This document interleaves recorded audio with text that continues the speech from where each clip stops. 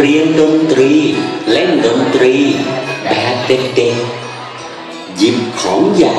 ของเล็กเอามาเล่นสร้างสรรค์เสียงดนตรีกันให้เป็นจากของเล่นจะได้เห็น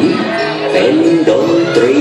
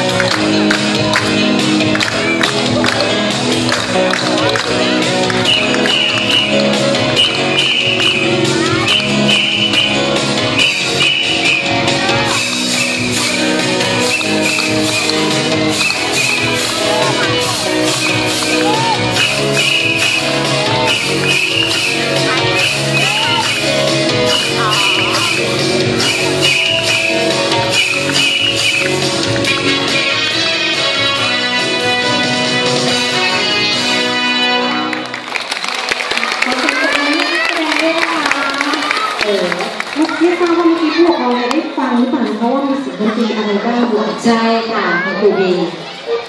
แล้วครูอ่าน